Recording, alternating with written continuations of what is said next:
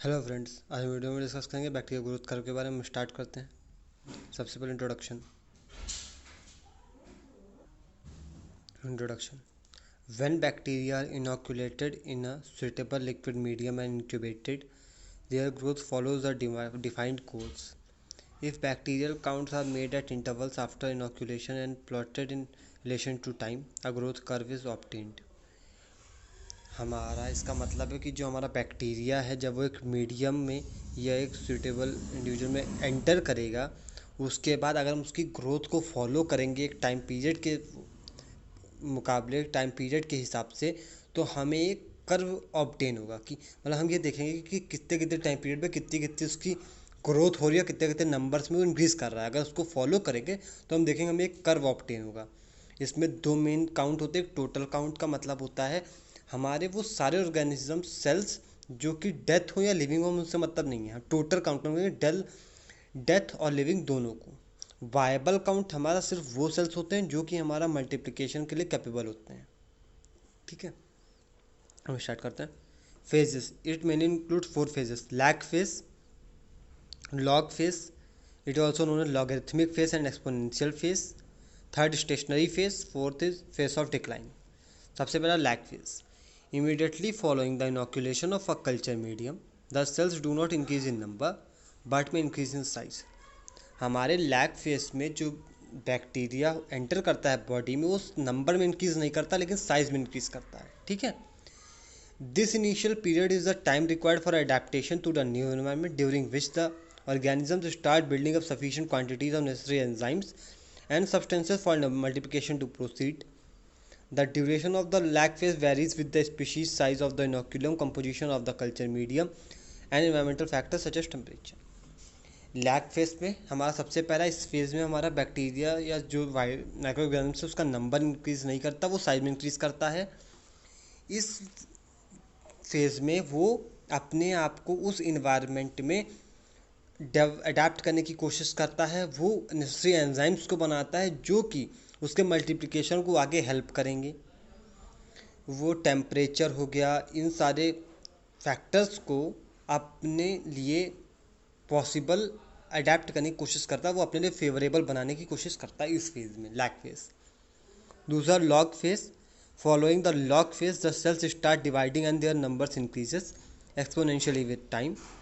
It is also known as logarithmic exponential phase. Log phase में हमारा क्या होता है, जो हमारे सेल्स होते हैं वो टाइम के साथ में डिवाइड करना चालू कर देते हैं। इस फेज़ को हम लॉगरिथमिक और एक्सपोनेंशियल फेज भी बोलते हैं। Third stationary phase. After a varying period of exponential growth, cell division stops due to the nutrients being used for growth and accumulation of toxic products. The number of daughter cells formed is just enough to replace the number of cells that die. The viable count remains the same as a balance exists between the dying cells and the newly formed cells. Stationary phase में हमारा यहाँ पे cell growth रुक जाता है क्योंकि जो nutrients हैं वो ख़त्म हो चुके हैं और टॉक्सिक सब्सटेंस बहुत ज़्यादा प्रोड्यूस हो चुका है। ठीक है, हमारा जो डॉटर सेल्स का नंबर है,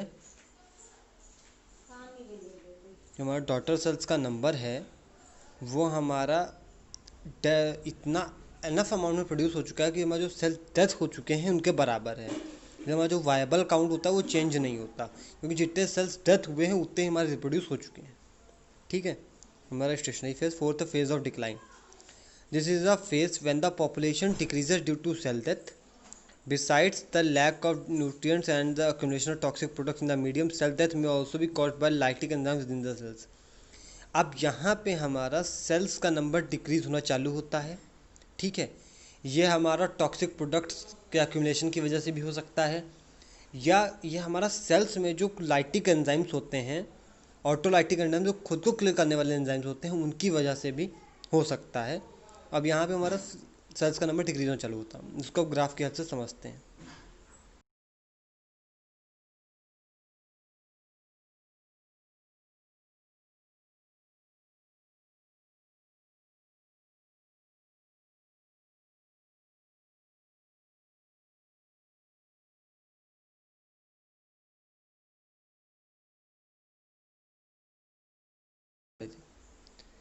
जैसा हम इस पिक्चर में देख सकते हैं, हमारा दो लाइन से, एक ब्लू कलर में एक रेड कलर में।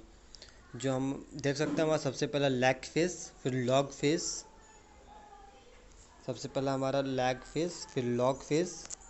ये हमारा लैग फेस है, ये हमारा लॉग फेस, ये स्टेशनरी फेस, ये भी हमारा स्टेशनरी फेस, ये हमारा डिक्लाइन। यहाँ पे हमारा ये जो हमारा जैसे हमने पढ़ा था अभी, ठीक है, कि हमारा जैसे हमने पढ़ा था, ये हमारा लैग फेस, यहाँ पे हमारा सेल्स नंबर में नहीं साइज में इंक्रीज़ होगा। फिर लॉग फेस में सेल्स जो है नंबर में इंक्रीज़ करता है। स्टेशनरी फेस में फिर उसका नंबर जो है, जो नंबर में इंक्रीज़ नहीं करता, क्योंकि वहाँ पे न्यूट्रिएंट्स ख़त्म हो चुके, टॉक्सिक सब्सटेंस बहुत ज़्यादा बन चुका है। फिर फेज ऑफ डिक्लाइन, अब यहाँ हमारा नंबर डिक्रीज होना चालू होता है, क्योंकि सेल डेथ चालू हो गई ऑटोलाइटिक एंजाइम्स की वजह से। हमने पढ़ा था हमारे दो काउंट होते हैं, वायबल काउंट, एक टोटल काउंट। वायबल काउंट हमारा वो जो एबल होता है सेल डिवीज़न के लिए, और टोटल काउंट में हमारा सेल डेथ जो हो चुके हैं वो भी, और जो लिविंग है वो भी। इसीलिए हम जैसा देखते हैं हमारा इसमें जो रेड कलर का ग्राफ है वो नीचे इसीलिए है क्योंकि हमारा जो वायबल काउंट का नंबर है वो लेस होता है टोटल काउंट से, क्योंकि वायबल काउंट में हम डेथ सेल्स को इंक्लूड नहीं करते हैं। इसीलिए हमारा जो रेड कलर में दिख रहा है वो हमारा रेड कलर में जो दिख रहा है ये ग्राफ हमारा इसलिए नीचे है क्योंकि हम इसमें वायबल काउंट रिप्रेजेंट कर रहे हैं, और ब्लू कलर की लाइन ऊपर इसलिए क्योंकि उसमें टोटल काउंट इंक्लूड कर रहे थे, जो टोटल नंबर ऑफ सेल्स ज़्यादा होते हैं, क्योंकि उसमें डेथ सेल्स भी हम इंक्लूड कर रहे हैं इसलिए। ठीक, थैंक यू।